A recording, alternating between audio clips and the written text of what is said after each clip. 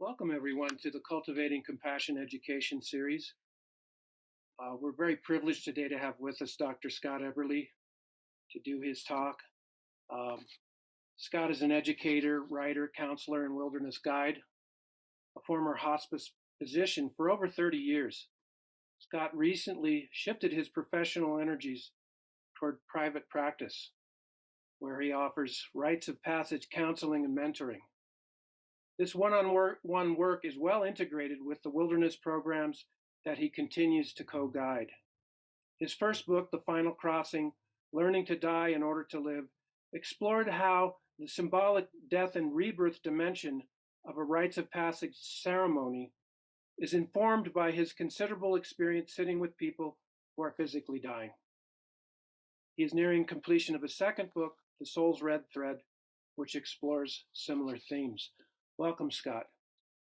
Before we get started here, I'd like to introduce Ron Hoffman, our founder, to say a few words about his friendship with Scott. Yeah, hi, everybody. Welcome. Thank you so much for showing up. Much appreciation. I met Scott many, many years ago. And, I had heard about Scott through my work with two very important people in my life who, had I not met, I wouldn't be here. I can guarantee you that. Stephen Foster and his wife, Meredith Little, who founded the School of Lost Borders, I want to say back in the 70s. They were doing rite of passage work, taking at-risk youth into the desert.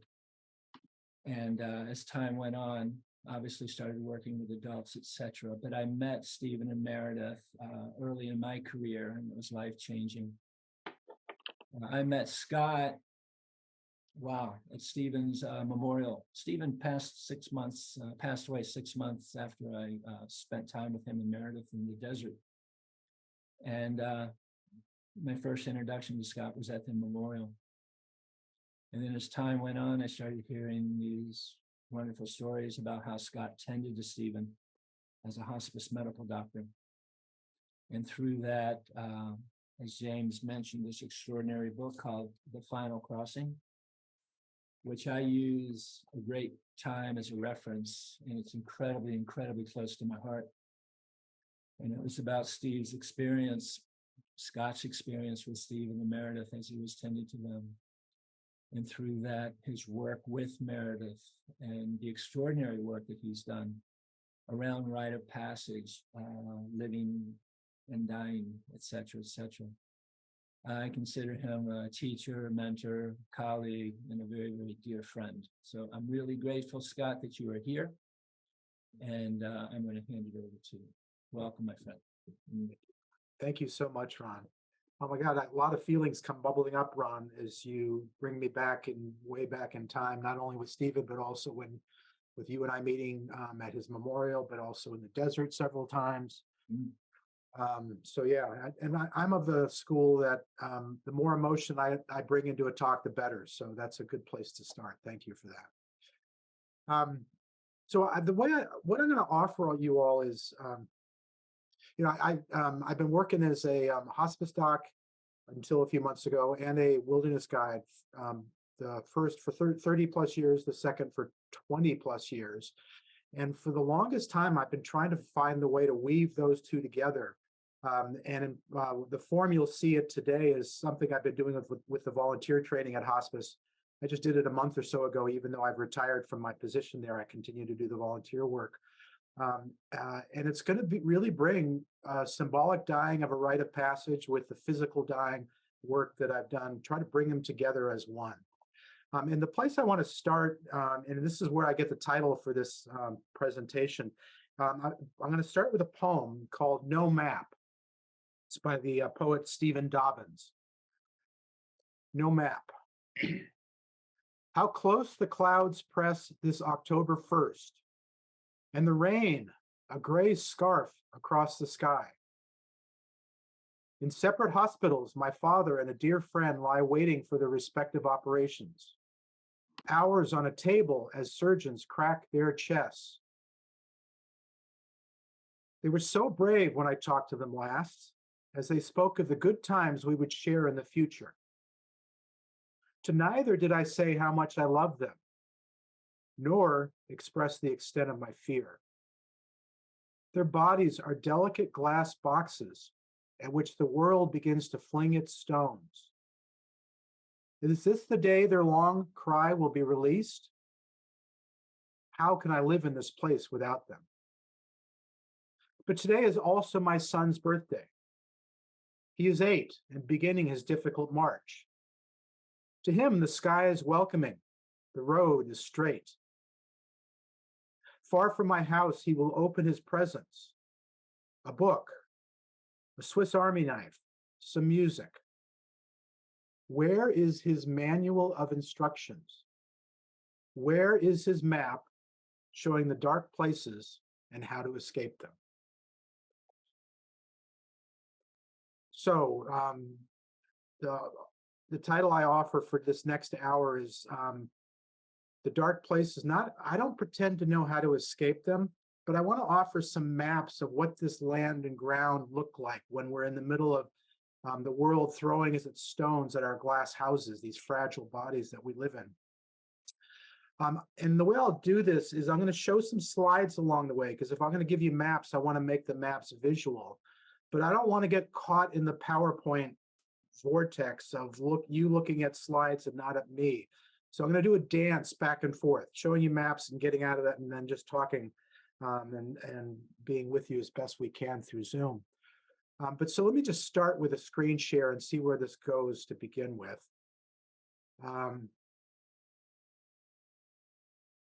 Okay, a manual of instructions, maps for a few dark places. Oh, that doesn't seem to want to change. Hang on a sec. Let me try that again. It didn't work.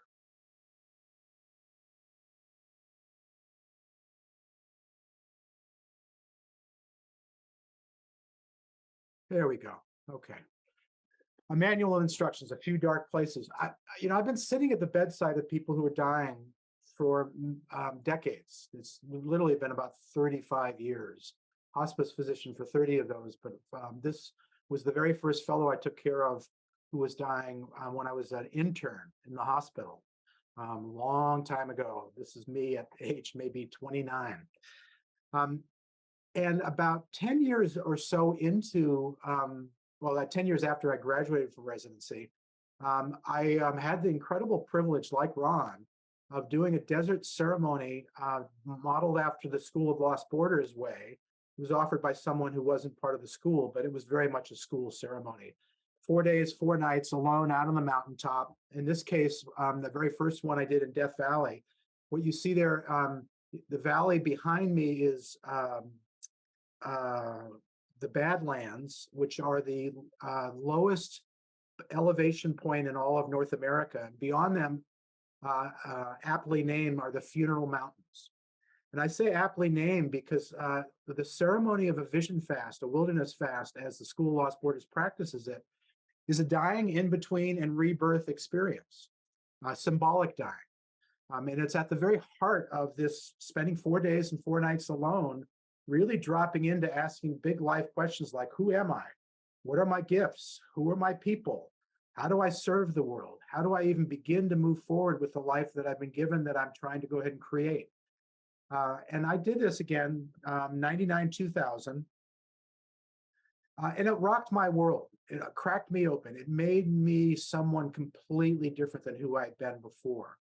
And I think the 23 years since have all been about, I'll be honest, slowly moving away from corporate hospice kind of work and more into being in circles and sitting with people and hearing stories and really trying to drop into the space of how do we do what Meredith and I call the practice of living and dying, which is something that all of us, no matter where we are in our lives, whether we have 6 weeks, 6 months, or 60 years left to live, how do we actually show up and live as fully as we can, moment to moment? And so the maps of a few dark places that I want to show you are meant to really try to give us some sense of how do we navigate this very difficult challenge of the practice of living and dying. So the basic map I want to offer and again, I'm going to get rid of these slides in a minute for at least going back and forth. But the first map I want to offer is the basic one. And I've already named it, but I want to now show it to you. The basic map I want to offer is the three phases of a rite of passage. And this actually, this language comes from Arnold van Gennep, a anthropologist who over 100 years ago actually coined the phrase rite of passage. Thinking of all the life passages we make in this lifetime of ours, and the rites or the rituals and the ceremonies we create to help navigate those. In any great life transition, three phases: severance, letting go of the old life; threshold, being in between; and incorporation, bringing that the new vision, the new way, the new life into a fully embodied new way of being in the world. So I've already anticipated where I'm going next, which is to say, different language, same map. How do we learn to die to the old life, step in between, no longer who we were, but now being reborn into the new phase, the new way, the new life to come? And I'll use as an example. As I've already said, I stepped away from my hospice work in January, which was very much the end of an old life. But I'll be honest, I've been preparing it for that in some ways for 23 years since I did that first vision fast, because more and more and more, the new life was about a new way and a new practice. So by the time I actually stepped away, in some ways, I already was fully in the new life. And so letting go of the work of a hospice doc actually was pretty easy, surprisingly so. So this is the basic map, and I'm going to refer to this off and on through this the upcoming time. But let me just stop the screen share. So let me just talk a little bit here now about rites of passage and how they appear in everyone's life. You're all going through these transitions in one way or another at different times. And I want to speak to both different examples of individual rites of passage, and then also some collective rites of passage that we as groups of people or the whole world have gone through in recent times. So the classic individual rite of passage is coming of age. The adolescent slowly taking their place in the world. I've actually heard it said not long ago that adolescence lasts from 12 to 28. That's if someone actually is on target and is able to go ahead and really step into adulthood by 28. The reason why I mentioned that 12 to 28 is just to say the rite of passage of stepping into adulthood is a long, arduous journey, which is to some degree well supported and oftentimes not well supported by ceremony. So at the School of Lost Borders, we do not a lot, but we do a fair bit of rites of passage work in support of young adults stepping into their adulthood. And that's actually how Stephen and Meredith first started the school, is that's exactly what they were doing.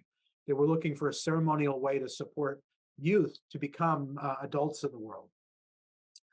But again, classic rite of passage, but there are many, many different big life transitions we go through that involve some kind of dying in between and rebirth. Anytime you start a new major relationship, particularly a love relationship or a marriage, absolutely a rite of passage. And that's why a wedding ceremony is a ceremonial representation of that life passage where you no longer are just one person, you're now two. And in the similar way, the end of a relationship, a divorce, really letting go of an identity of being a duality and now back to being a single person, that's a life transition. That's a rite of passage unto itself. Again, not always well supported by rituals and ceremony, but absolutely a major rite of passage we go through. In a similar way, any new job or career change, any major move, you move across the country, you move to another country. And then what's most apropos for this talk today and the situation that many of you find yourself in is that any time you face a life-threatening illness or someone you love dearly faces a life-threatening illness, major ceremonial rite of passage that's being called in, whether we like it or not. It's just the world comes crashing in and we do our best to navigate the changes. So then a little bit about collective rites of passage. And here's the most obvious and profound in some ways, I think. I found it as a rite of passage guide hugely informative to watch the whole world enter the pandemic 3 years ago, when we all went into lockdown worldwide. This was a cataclysmic collective rite of passage worldwide, unlike anything we've ever known as a global species. A little bit more local, anytime there's a major natural disaster. So here in California, huge earthquakes, or in the last few years, all the big fires, tornadoes, hurricanes, all kinds of different natural disasters represent a rite of passage for a community. You could think of a presidential election as a massive rite of passage, particularly when the president elected is a complete wholesale change from one party to the other, regardless of politics. If the person you voted for doesn't get in, that's you got a one version of a rite of passage, or if someone you wanted to have elected gets in, yet another. So that's a collective, in this case, national, and in some cases, you could even call the American presidential election a global rite of passage, because there's so much attention paid to what goes on in our country worldwide. And then the last example of a collective rite of passage I'll offer is any kind of war or political upheaval. And certainly the people of the Ukraine right now are going through just a massive cataclysmic rite of passage as they are fighting this ongoing war with Russia. And certainly for Russia as well, a rite of passage too. So I just want to give you a flavor, a feeling for what I mean when I talk about rites of passage, because again, it's going to inform some of where we go. Now I want to offer you, I'm going to go back to the screen and offer you another map. Let's see.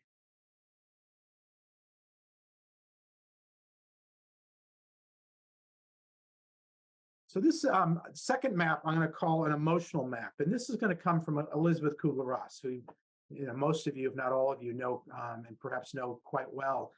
I had the great pleasure of meeting Elizabeth back when I was a resident in my training, and I actually did a 5-day workshop with her, which, along with a rite of passage I did with, or the vision fast I did with in the year 2000, my experience with her for 5 days in 1987 was probably the other biggest ceremonial experience of my life. And you all perhaps are, I'll just draw from her very first book on death and dying, what the dying have to teach doctors, nurses, clergy, and their own family, and what she's most famous for, which is the 5-step model of the stages people go through when they're facing a life-threatening illness. What I love about this 5-step map is I actually think it applies to any major transition in life, any symbolic dying, as well as a physical dying. And to help crack that open, I'm going to walk us through each of these 5 stages or 5 steps one at a time. The first is denial. Whether you're, let's say you've got a relationship that's falling apart and you're headed towards separation or divorce, or maybe the long-standing job you have is no longer what you feel called to do, and you understand in time that you're ready to move on. Or again, as is so present in this particular group, you're facing a life-threatening illness, or someone you love is facing a life-threatening illness. The very first place we all go around any kind of major change like that, any of those examples, is denial. The simple fact that we don't want to take on the truth that the way our life is as we know it right now isn't going to be this way, be it a change in relationship or job, or even physical health and well-being, and the capacity to be present in this world. Sigmund Freud is famous for many things, but one of my favorite lines from him is that no one really believes in their own dying. We all would like to just stay in the mindset that who I am and how I am in this world right now is going to carry on for as long as I care to have it be so. So again, denial. Actually, I'm going to read a quote here from Ernest Becker and his book, The Denial of Death. The great boon of repression is that it makes it possible to live decisively in an overwhelmingly miraculous and incomprehensible world. a world so full of beauty, majesty, and terror that if animals perceived it at all, they would be paralyzed to act. So I want to say that denial oftentimes gets a bad name. Oh my God, that person, they're in denial. I want to say denial is an essential part of what it takes to live a human life, because if we truly spent every moment of every day being really aware of our mortality and the mortality of everyone we love, we would be paralyzed to act, and we would literally not be able to get up in the morning, go to the store and buy milk, feed the children, do our jobs, whatever it takes. So again, denial is where Kubler-Ross's map begins. And I want to honor it as being an essential part often of what gets us through each day. But the reality is sometimes the truth of change, be it, again, a symbolic death or a physical death, comes crashing in. And oftentimes, a very big part of the response we have is the anger of, oh my God, I don't want to have that be so. There's the truth of anger being an essential part of a rite of passage like this, but also the challenge of how do we handle our anger in a good way, not blasting and lashing out and hurting up people that we love or other people. But the truth is anger is part of the journey of moving through a major symbolic or physical dying.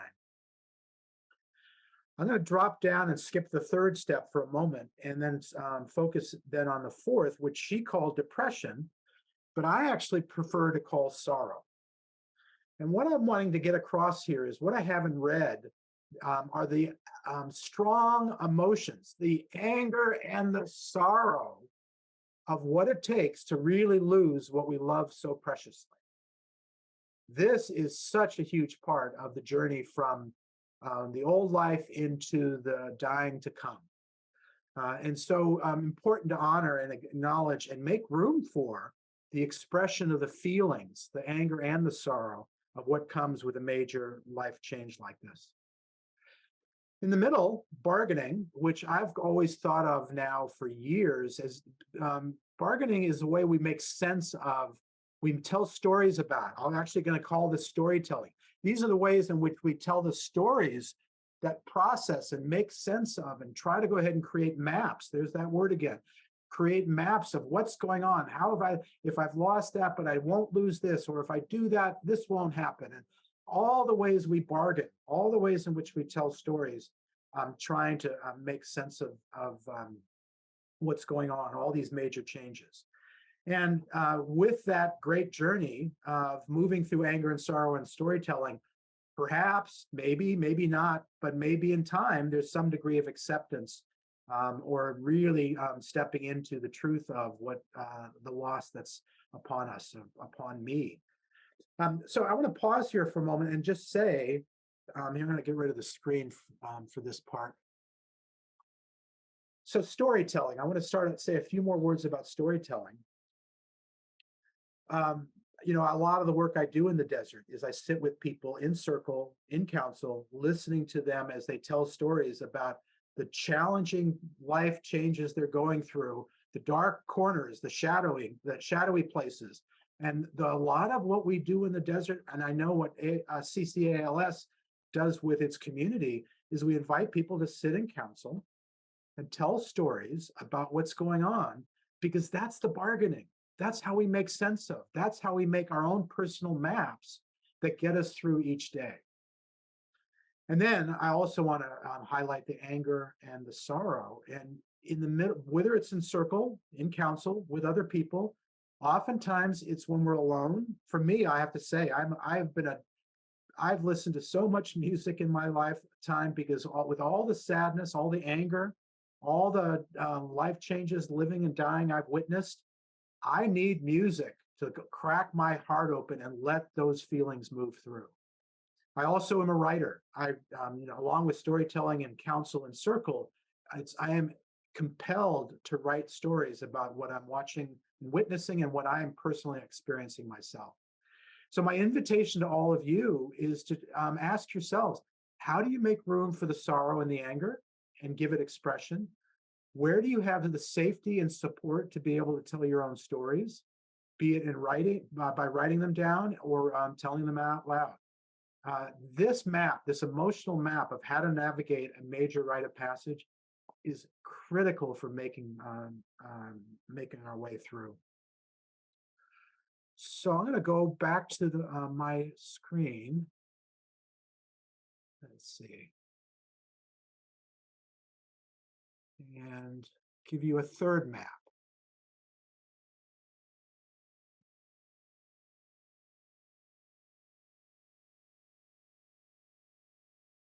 So this is, I'm going to call a storytelling map. So I've given you a basic map and a emotional map. Now I want to actually talk about the kinds of stories we do tell. So here we are in that bargaining middle phase of Kubler-Ross. What does storytelling look like?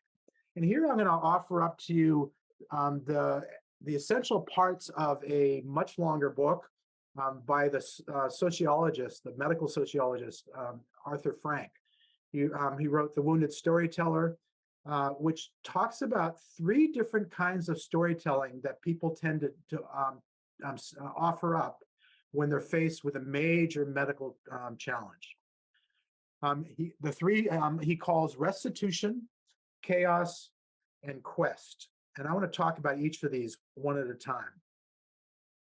According to Arthur Frank, a restitution story is a story that basically says, I'm sick and I'm going to get well. There's going to be restitution, and when I get to the other side of this wellness, the illness I've had is going to be more a blip on the screen. I'm going to be fine. I don't have to do any major retelling of my life story.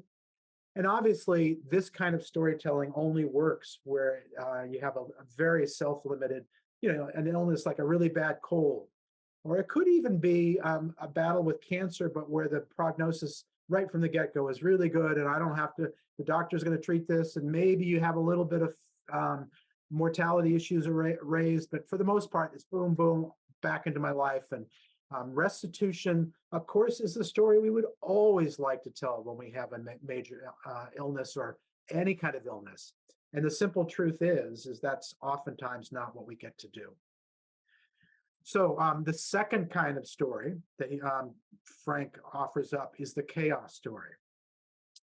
And here I want to, I'm going to actually call back this map, the 3 phases of a rite of passage, and say that in the chaos story is where, what happens if you're going through a major rite of passage, dying to the old life in between worlds, and you don't know whether a new life is going to come. Or perhaps what you're being told is a new life won't be coming. Well, in this kind of 3 phases of a rite of passage, the in-between phase absolutely becomes about chaos. Frank talks about the chaos story is oftentimes almost an anti-story because there's so much chaos going on, so much overwhelmed by the profundity of loss that's being experienced, that there's no good way to even begin to put language to describe what's going on. And I think that speaks to the overwhelm of the anger and sorrow of the Kubler-Ross stages, that there's so much anger, so much sorrow that the storytelling just breaks down. And I think it's also helpful that Frank points out that for people who are listening to someone going through a major change like this, it's often really hard to hear chaos stories. Because all of us, we want life to be simple and clean and happy if we can, or if not happy, at least understandable and described in ways that we can make sense of.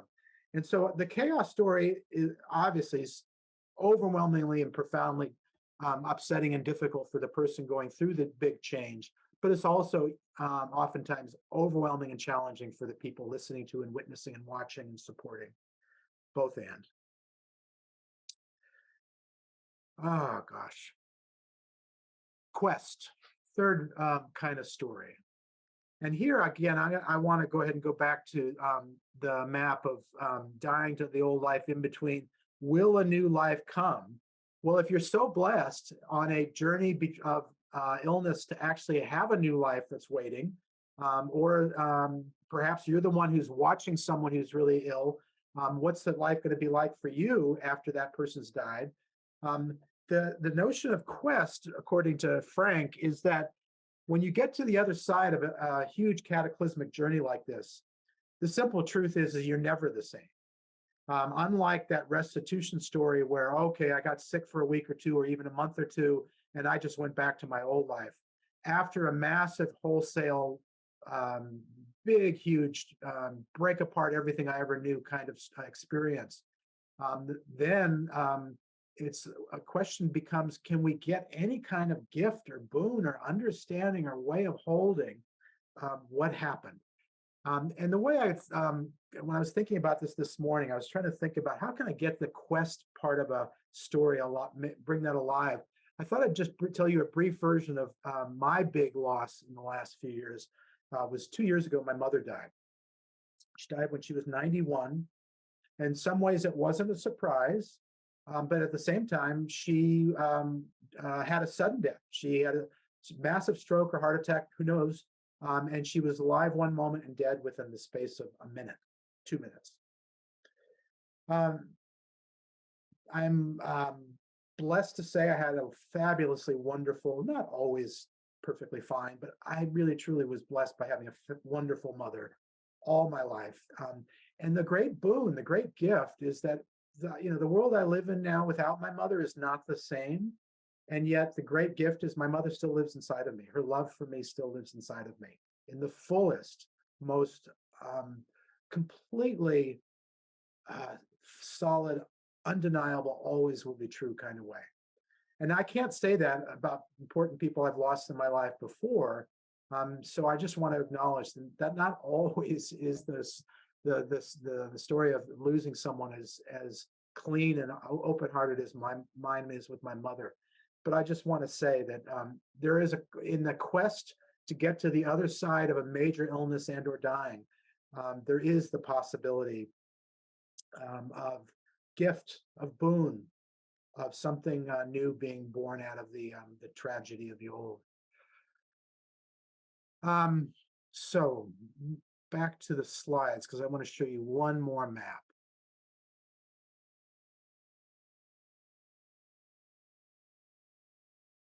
Let's see, where are we going?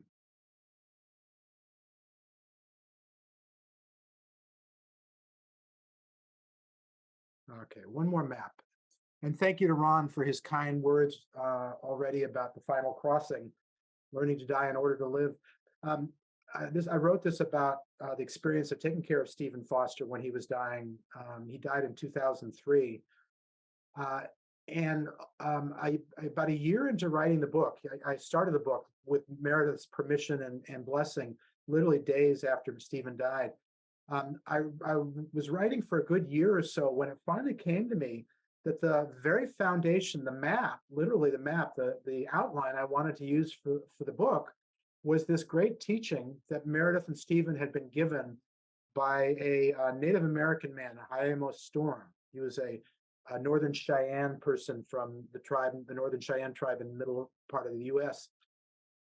And it was a 4-part teaching about how to prepare for dying, be it a physical death or a symbolic death. And that's absolutely at the cornerstone of the foundation of why I love this map so much, is that whether you're going through a major life change in the middle of your life when you presumably have years to come, or whether this is the final crossing, that's why I called it the final crossing, whether this is the last great rite of passage we go through, the dying to this physical body and then moving into whatever is beyond life.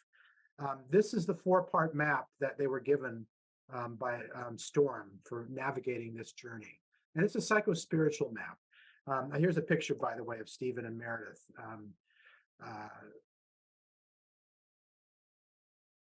So 4 parts: Decision Road, Death Lodge, Purpose Circle, and In Between.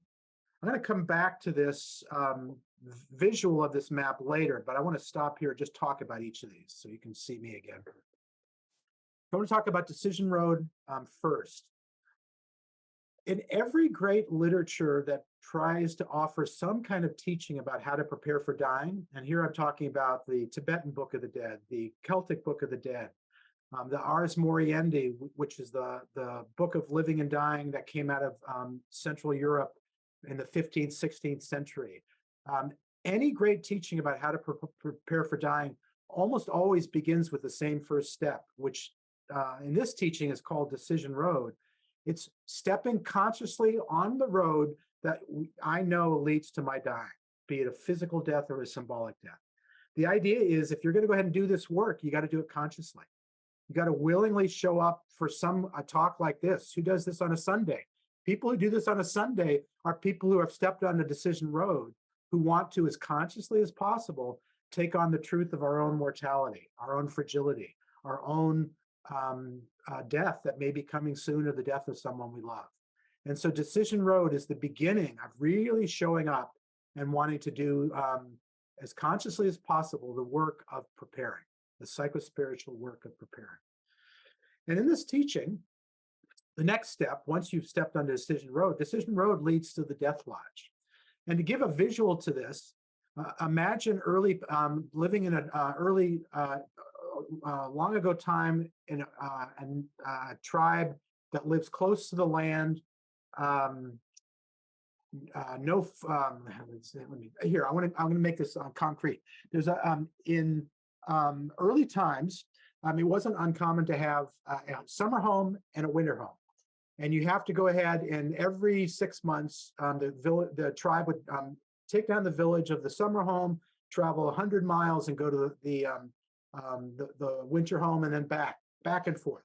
The whole point of this image, this story, is that in olden times, when it came time for the tribe to go ahead and make the trip, the people who were elderly and or seriously ill and too weak and unable to walk 100 miles had to be left behind.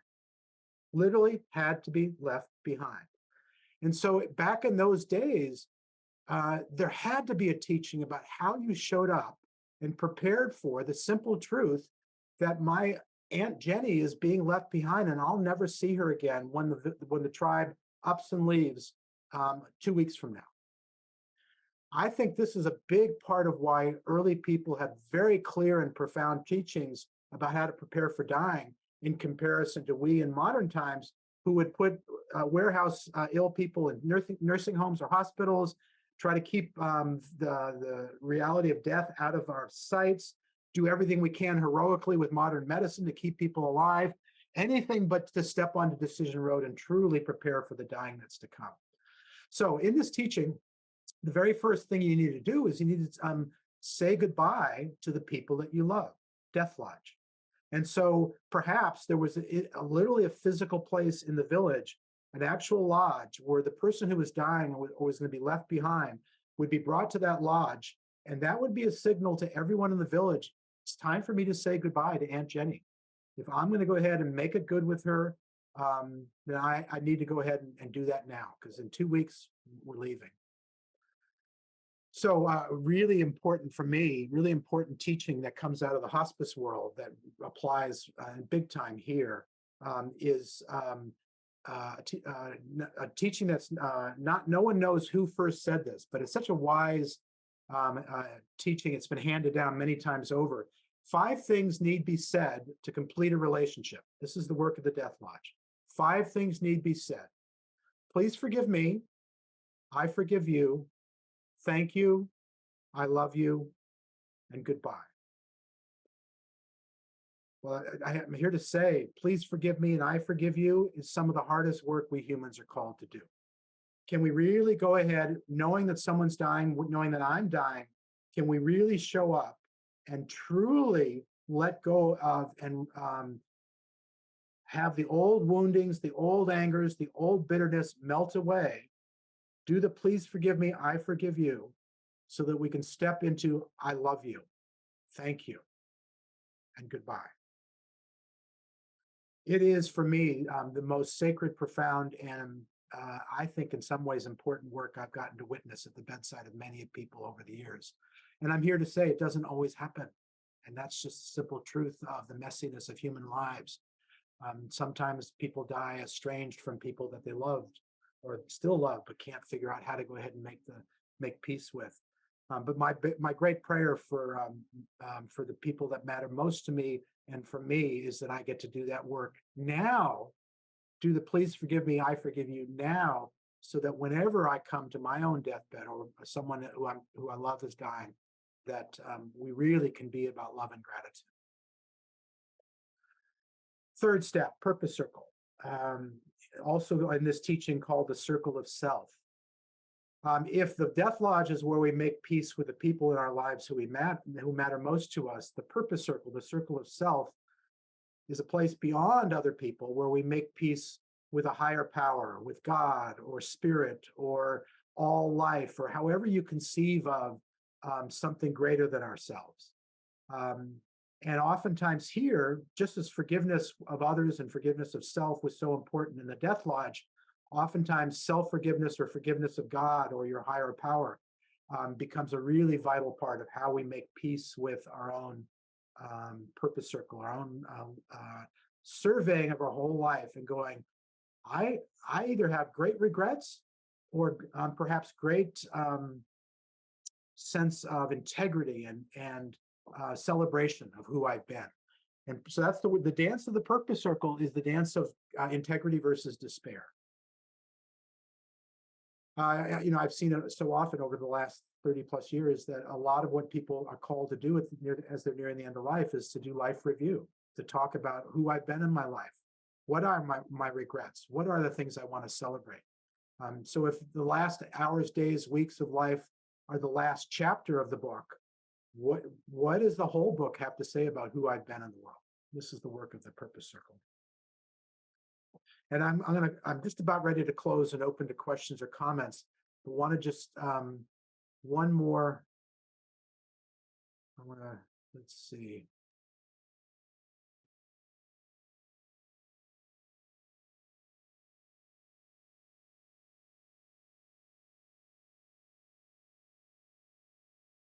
So to the 4 steps of this teaching, I want to add a 5th step, life after death. And I'm here to say that we have, however many people we have in this call, there's that same number of different stories about what happens after people die. We might be able to group stories as being similar.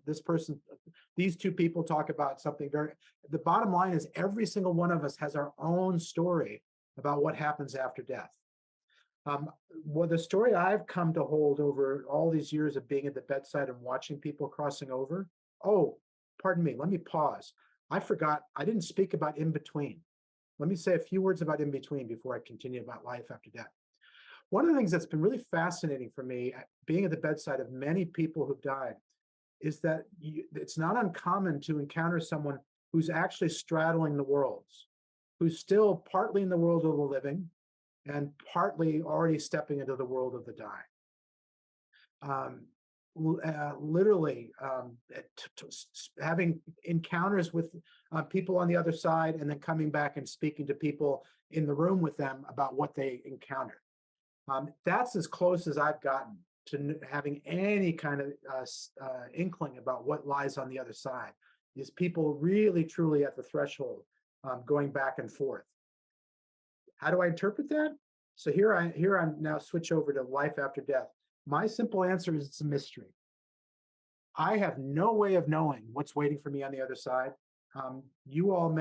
Each of you may have a very strong belief in heaven or purgatory and then heaven, or the Buddhist version, 49 days in between and then reincarnation or rebirth into another realm. Or maybe your story is that when someone dies, it's just dissolution and organic material and cremate me and put me in the ocean or in the garden, whatever it might be. But I say again, each of us has our own story. And I don't want to in any way direct your story towards anything other than really simply sit with and be with, what do you believe? How do you hold this? Because what you believe and how you hold this will greatly influence the psycho-spiritual journey that you go on in those final hours, days, weeks, and then particularly the time of the actual crossing over. So I'm going to stop here. And I was aiming to I've got about almost 15 minutes and wanting to invite your comments, your questions. Where does this material take you all? What kind of questions or comments? Anyone? So what you can do is either raise your hand in the reactions button, or you can write a question into the chat and we can read it for you, whatever works best. I'm sorry, I lost your volume at first there, James. Can you repeat that last part? Yeah, you can either raise your hand in the reactions and you can answer your question. There's somebody right there. Janice, please go ahead and unmute and ask your question. Or you can put a question into the chat and we can read it for you. Thank you. I just was hoping you could speak to a little bit of the stages of death and dying and how they're not necessarily chronological, that you often move through them. They're more fluid. If you could speak to that a little bit, that would be helpful. Are you talking about the Kubler-Ross stages? Yes. Yeah, thank you. I often make that observation that, and your question is really inviting it beautifully, that there's nothing linear about going from denial to acceptance at all. That on any given day, it could be anger, it could be sorrow, it could be bargaining, it could be flipping back and forth between all of them. It could be going back into denial and just shutting down and showing up and doing whatever is in front of you. I can't do it here, but let's imagine this was the Kubler-Ross stages, and this is denial, and this is acceptance, and these are the other stages in between. Here's the map, how it goes. It usually goes like this, which is to say, nothing linear about this at all. So I think what's really helpful about the Kubler-Ross stages is just offering up that there is a gradual journey that may happen, doesn't happen with it for everyone, moving more and more towards accepting what's going on and out of denial. And the landscape of what that looks like is full of emotion and full of bargaining. Yeah, hope that helps.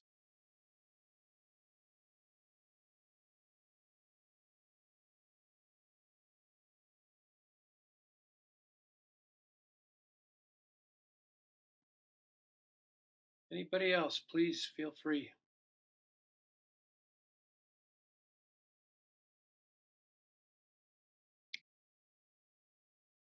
I had a quick question, Scott, just related to oh, here we go.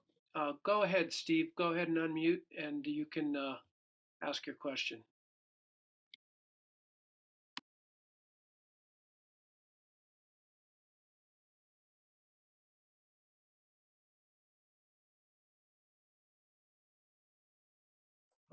Can you hear me? Yes. Okay.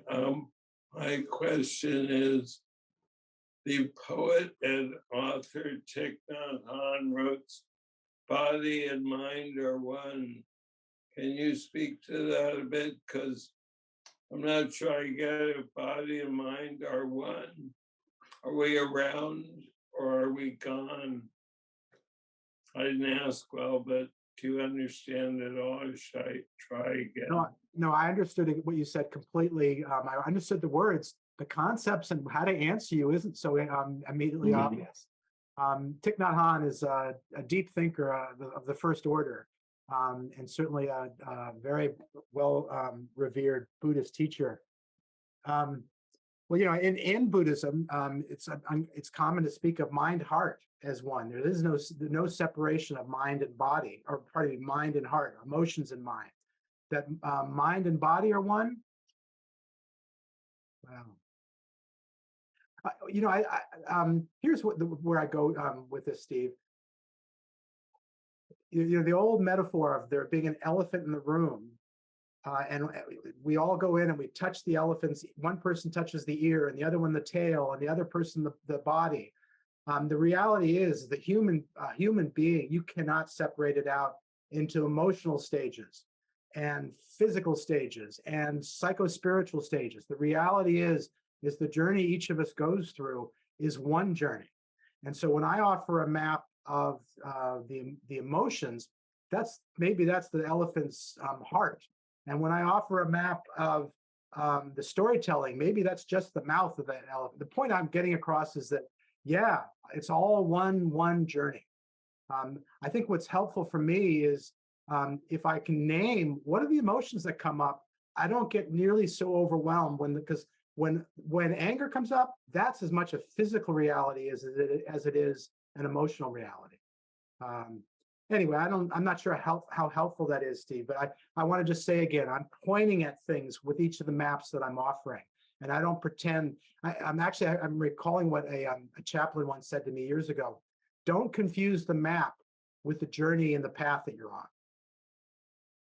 The maps are helpful, but don't confuse it with the journey you're on. Hmm.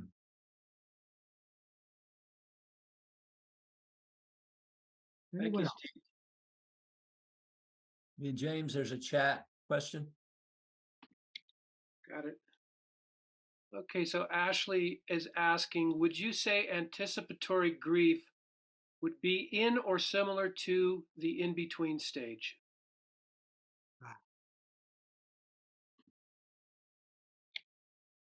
The way I would enter this is to say that I'll reverse it and say that when someone is, think about this a moment. When someone, I'm going to, so here anticipatory grief suggests anticipating the death of someone that you love. The simple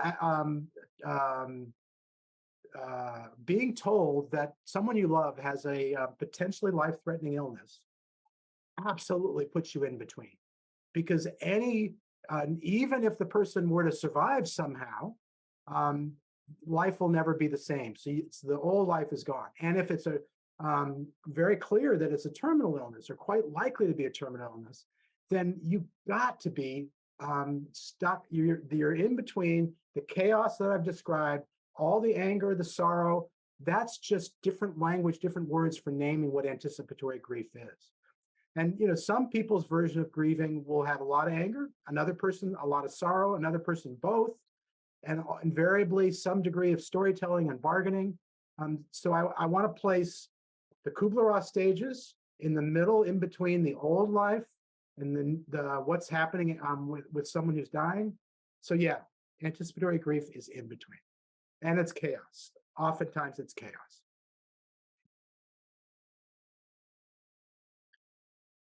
Thank you. We have another question in the chat from Mark and Paula, wondering what advice do you have for people who are dealing with loved ones who are on hospice? Oh, yeah. Kind of a big question. Yeah. Well, the first thing I'm going to highlight is to say again that the work of the Death Lodge is absolutely essential to how I think how family and friends can show up when someone is on hospice, when someone's got days to weeks to months to live. The challenge becomes don't get lost too much in your own old wounds.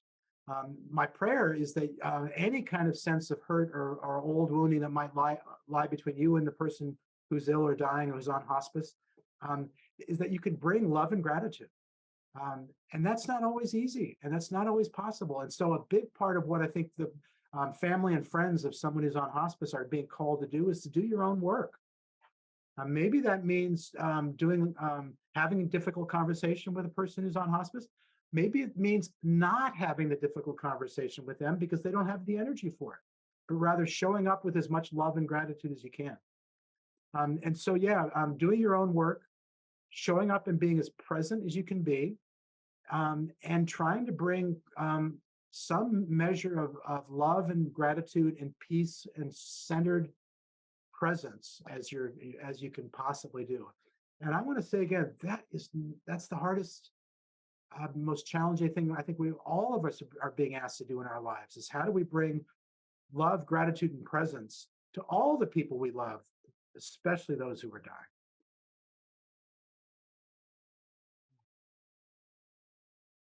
Scott, would you speak to the importance of recognizing symbolic deaths? Sure. And maybe even define that a little bit? Yeah. Well, in this, when I spoke about denial earlier, I was focusing much more about physical death and denying the reality of our own mortality. In the same way, we humans get really attached to the stories we tell about ourselves. I am a physician. I am partner. I am father. I am whatever the stories we tell. And in life, oftentimes we hang on to an old story longer than really serves. I'll be honest, as I said, I left my hospice job 6 months ago or close to. I really left that job 3.5 years ago. And it took me 3 years to do all of the work of creating the new life and then also slowly letting go of the old life. And so do we get stuck? Do we get trapped in old identities, old stories about who we are in the world? And are we willing to really show up and be as present tense in what we say about who we are in the world? A lot of what I do with, I'm leaving in 2 weeks to go do a 12-day program where people are going to go out alone for 4 days and 4 nights, just as Ron has done with me and also with Stephen and Meredith. And at the heart of that is inviting people to really ask, are you telling an authentic, true, present tense story about who I am? Or are you still in denial about not letting go of things that really are either dying or have already died? I'm going to keep you there for a second. Can you also speak to the importance of how recognizing our symbolic losses, our symbolic deaths, can help prepare us for our real death? Yeah. Well, we often say at the school that a desert rite of passage ceremony is dying practice. It's learning how to let go of what no longer is true, what no longer serves, to do all the hard work of the anger, sorrow, and bargaining of the Kubler-Ross changes, to be willing to learn to sit in chaos, to really feel the deep feelings and grieve deeply, so that when our own time comes, we have some familiarity of what it really means to be in chaos, to be in anger, sorrow, bargaining, all of it. This has been my life, is I've spent 35 years sitting at the bedside of people dying and 20 plus years sitting in the desert midwifing people through symbolic deaths. Am I going to be better suited and prepared for doing my own dying? I hope so. Check back when it's my time and I'll give you a report. I don't know. I think so, though. I do believe so. Thank you, Scott. There's another question here in the chat from Elizabeth. She's asking, when your loved ones are stuck in denial phase and are having trouble accepting diagnosis, are there any books they can be offered? Books, I guess, readings that might be helpful. Well, I have to say that if someone's truly in denial, it's unlikely that a book is going to shake them out of the denial.